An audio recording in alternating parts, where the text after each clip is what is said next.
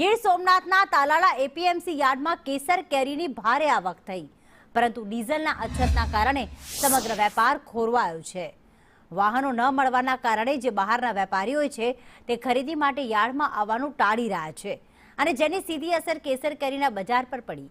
વેપારીઓની પાંખી હાજરીના કારણે કેરીના 10 કિલોના બોક્સ દીઠ ભાવમાં 250 રૂપિયા સુધીનો મોટો ઘટાડો નોંધાયો, જેનાથી ખેડૂતો ચિંતામાં મુકાયા. આ કટોકટીના ઉકેલ માટે અને વેપારીઓના વાહનોને ઈંધણ મળી રહે તે હેતુથી એપીએમસી સત્તાધીશો અને વહીવટી તંત્ર દ્વારા તાકીદની બેઠકોનો દોર શરૂ કરવામાં આવ્યો. પરંતુ કેરીની પરિસ્થિતિ એવી છે કે અત્યારે જ્યાં ડીઝલની પરિસ્થિતિના ઉભા હિસાબે કેરીનો ભરાવો તાળા યાર્ડમાં બહુ થઈ ગયો છે, જેને હિસાબે આજે ખેડૂતોના ભાવમાં સહન કરવાનો વારો આવી. કેટલોક ભાવ ઓછો થયો, કેટલીક અસર આવી? 250 થી 300 રૂપિયા મિનિમમ એક બોક્સનો ભાવ ઘટાડો આવે છે.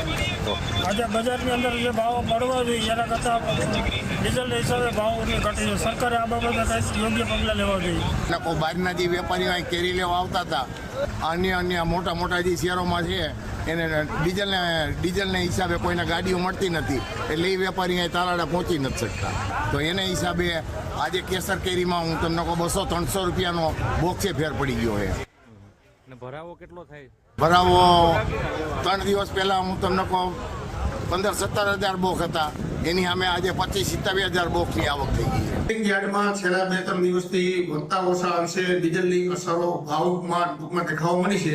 કારણ કે અત્યાર લગી જે કેરીની ગરાગી હતી તે ખાવાની ગરાગી હતી, હવે થોડાક વધતા ઓછા અંશે બહારની પરપ્રાંતની ગરાગી લાગી છે, જેને ગાડી લોડિંગ કરવામાં થોડા ઘણા ઇસ્યુ થવા મળી ગયા છે.